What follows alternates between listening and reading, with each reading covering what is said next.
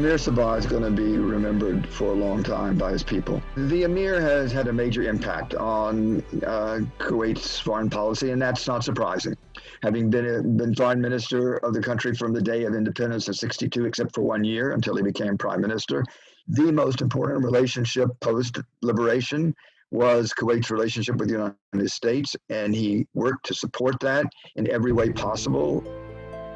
Before I ever got out to Kuwait, I came across communication between His Highness and the President about both saying, as close as the relationship is with the obvious history of closeness among governments and peoples, it could be better, it could be broader, it could be deeper. And that's what the strategic dialogue, which launched in October of 2016, 1 month after I got there, that's what that was all about. And we signed, while I was there, 21 different agreements.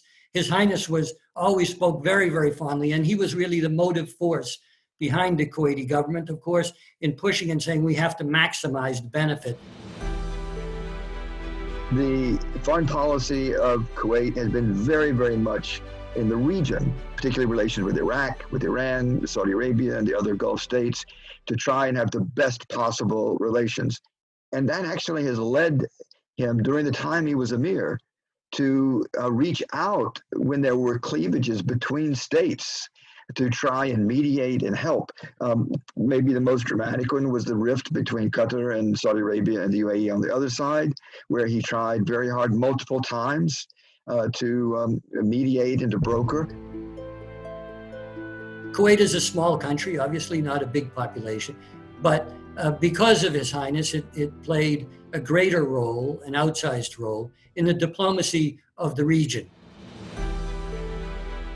I was always so impressed with the fact that Kuwait was the state within the GCC that had the largest percentage of Shia Muslims within, and yet they had managed that situation very well, that he was able to stick with his commitment to a democratic process, no matter the boisterous nature of the parliament. I think about his ability to balance, to be a moderating voice, to see a way around things that avoids confrontation, is a quality that I think we're going to miss in the Gulf. He supported the political openness in the country. I'm talking about a parliament and a constitution. There were constant concerns during his reign that due to government turnovers, the emir was going to prorogue parliament, cancel it, whatever else. He never dispensed parliament except as part of the constitutional process leading to another election.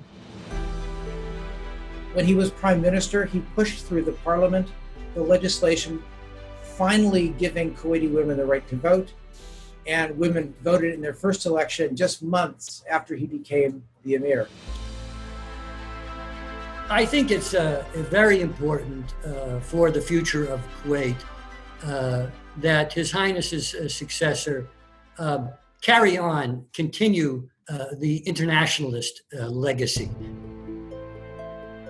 I think that the main task of the next government and the next emir will be to help bring the Kuwaiti economy truly into the 21st century.